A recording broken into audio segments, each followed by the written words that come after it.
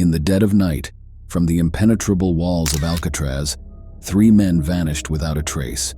Frank Morris and brothers John and Clarence Anglin pulled off an audacious escape in 1962, leaving the world baffled. Their disappearance remains one of history's most tantalizing mysteries. Join us as we unravel this enigma of the Alcatraz escape. Alcatraz Island, known as The Rock, a desolate fortress in the heart of San Francisco Bay, home to America's most notorious criminals. This was the ultimate maximum security prison designed to be escape-proof, where once you were in, there was no way out. But in 1962, 3 men would challenge that notion. The story begins with Alcatraz itself, a federal penitentiary located on a remote island in San Francisco Bay. Isolation was its greatest security feature, surrounded by freezing waters and treacherous currents. Many believed it was impossible to escape, and for years no one had. On June 12, 1962, the guys working at the prison did their usual morning bed check, right? But guess what? The 3 inmates weren't in their cells. Nope. Their beds had these crazy dummy heads made from plaster paint and real human hair. Can you believe it? They totally fooled the guards. The whole place went nuts. They locked it down and the hunt was on. And get this, they didn't just wing it. These guys prepped for a whopping 18 months, can you imagine? They chiseled through walls using nothing but spoons and kitchen stuff. Above their cell block, there was this hidden space they used as their secret workshop. Tools, those fake heads made with barbershop hair, plaster, and paint, are all stashed up there. And get this, they got creative with an inflatable raft. Can you picture it? They patched together 50 old raincoats from World War II, you know, the cotton ones with rubber backing. In the heat of the escape, each guy squeezed through this tiny chiseled shaft, then into a utility corridor. And bam, they were on the prison roof. Climbed down a pipe, dodged not 1 but 2 barbed wire fences, and finally they plopped their makeshift boat into the water. A lot of people, including historians and law enforcement bigwigs, think those guys ended up drowning in the bay. But you know what's wild? They never found a single body, not one. For over half a century, these questions have been driving law enforcement nuts, keeping families on edge, and keeping the public downright fascinated. I mean, picture this. Back in '62, these guys pulled off this jaw-dropping escape from Alcatraz, the toughest joint around. But did they make it? Did they actually survive this crazy stunt? Are they still kicking nearly 60 years later? To this day, Frank Morris, Clarence Anglin, and John Anglin are the only ones who ever managed to escape Alcatraz and vanish without a trace. Now, the most popular theory is that these guys didn't make it. They say they drowned after leaving Alcatraz and trying to swim across the ice-cold San Francisco Bay. But hold on to your hats. In 2013, a bombshell dropped. A letter pops up, claiming to be from one of these escapees. And get this, he says all 3 of them survived. The letter says, "My name is John Anglin. I escaped from Alcatraz in June 1962 with my brother Clarence and Frank Morris. I'm 83 years old and in bad shape. I have cancer. Yes, we all made it that night, but barely." The letter says Frank Morris bit the dust in 2008, and Clarence Anglin died in 2011. The writer throws down a challenge right on national TV. John Anglin says, "Promise me a year in jail and I'll spill the beans. This ain't a joke." That was almost 5 years ago, and guess what? The U.S. Marshal Service, they're not buying it. They say this letter doesn't hold water. They even sent it to the FBI lab, tried to match the handwriting with the real deal, and they found it inconclusive. Yep, it's a real head-scratcher, and the mystery of Alcatraz just keeps on keeping us all guessing. The U.S. Marshal Service, they're saying, hey, that letter from 2013, well, it's been sitting there, not leading us anywhere. I mean, can you believe it? No new clues, nothing to follow up on. Why did it take nearly 5 years for that letter to show up? The FBI, well, they're keeping their cards close to the chest. They're not giving us any extra info. It's like this story's got more twists and turns than a Hollywood thriller.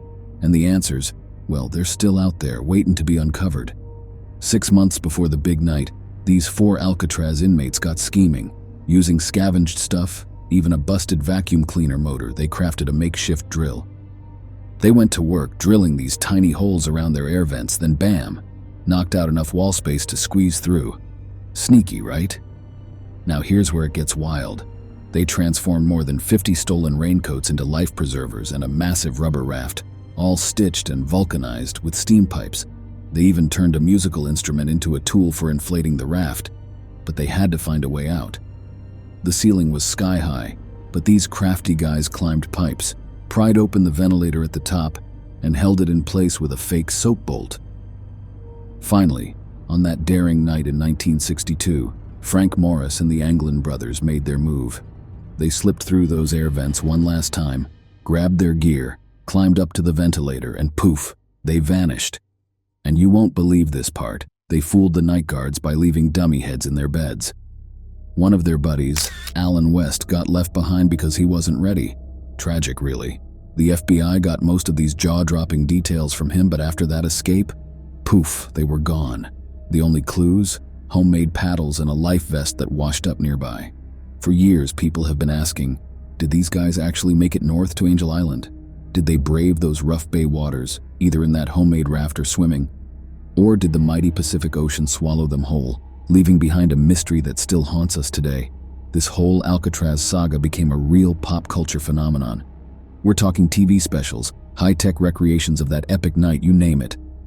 And get this, Alcatraz shut down as a prison less than a year after that jaw-dropping escape. But it's still a massive tourist hotspot. Now the FBI officially closed their case in '79. They said, look, for 17 years, we looked high and low but found nothing. No proof these guys were still kicking, whether in the US or across the pond. But the US Marshals are a different story. They've kept the fire burning.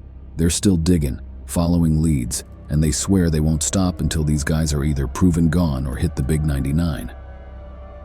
Marshal Don O'Keefe from the Northern District of California says that we're sending a clear message to all fugitives. Time won't hide you forever. We're on the hunt no matter how long it takes. Justice will catch up, no doubt about it. Now that's some serious dedication. Here's a twist that'll really make you scratch your head. You see, the family of John and Clarence Anglin, they're not buying into the whole "they didn't make it" story. Nope, not one bit. In fact, 4 of the Anglin family members, including nephews and a sister, spilled the beans to the San Francisco Chronicle back in 2013. They pulled out what they said was proof, a Christmas card sent in 1962, signed to Mother from John, Merry Christmas. The Anglin family didn't stop there. They released a photo, swearing it was of the brothers, taken in the 1970s. Now that's a whole 2 decades after they made their vanishing act. And you gotta hear what one of the nephews, Dave Widner, said. If they're not kicking, then why is the government still out there looking for them? It's a question that leaves you wondering, doesn't it? I mean, if they're gone, why is everyone still on the hunt?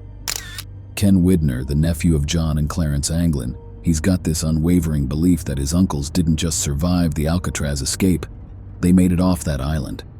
He's been hitting the media circuit, spilling the beans on what he thinks is solid proof that his kinfolk got out of California safe and sound. Now Ken, he grew up with this story. His mom, Marie Anglin Widner, was John and Clarence's sister, so this tale was practically woven into his childhood. It was family lore, something whispered about at reunions, but in 2012, when the 50th anniversary of the escape rolled around, something clicked in Ken. He got this fire in his belly to really dive into the case, and by 2015, he and his brother David dropped a bombshell on a History Channel special. They unveiled what they claim is a photo of John and Clarence Anglin, looking alive and well. The photo was snapped by Fred Brizzi, a close family friend, back in 1975, and handed over to the Anglin clan in 1992. Can you believe it stayed hidden in Ken's mom's collection all those years until he stumbled upon it? Then, in a History Channel special named Alcatraz Escape, The Lost Evidence, Ken and David Widner straight up bring this evidence to the investigators. They spin this wild theory that their uncles didn't just vanish, they rebuilt their lives as farmers in Brazil. Ken believes it was their way of saying, we made it, we're okay, but we can't come back. The photo? Well, it's become the talk of the town. Sure, it's a bit grainy like you'd expect from an old picture, but you've got these 2 dudes, shades on, looking right at the camera. Michael W. Streed, a retired police sergeant and forensic imaging expert, is the real deal. He dove headfirst into that mysterious photo, comparing it to the booking shots of the escapees. And guess what? He said, I'm seeing more similarities in these images than differences. Ken Widner says that if these investigators are so darn sure the escapees met their fate in the waters, why not just shut the case down, right? And here's another head-scratcher. Why in the world is the FBI rolling out these age-progressed images of the 3 men? It's like they're keeping the mystery alive, leaving us all wondering. Ken Widner and his family aren't harboring any illusions. They don't think the Anglin brothers are still out there kicking. No, they believe the brothers pulled off that epic escape, but met their end later on. Ken's got a different perspective on this ongoing saga. He reckons any investigation now should be about uncovering the truth, not about finding the brothers alive, but rather locating their final resting place. Before we wrap up, let's ponder the questions buzzing in our minds. Did they make it? The evidence is tantalizing, but the mystery endures. Why did they vanish? Was it freedom, adventure, or something deeper? The FBI's reopening of the case, age, progressed photos, and a mysterious letter all add layers to this enigmatic tale. As we delve into the unknown, remember that history is often stranger than fiction. Stay curious, keep questioning, and who knows, maybe one day the truth behind the Alcatraz escape will finally come to light. Thanks for joining us on this gripping journey. If you found this video as captivating as the Alcatraz escape, don't forget to hit that like button and share it with your fellow mystery enthusiasts.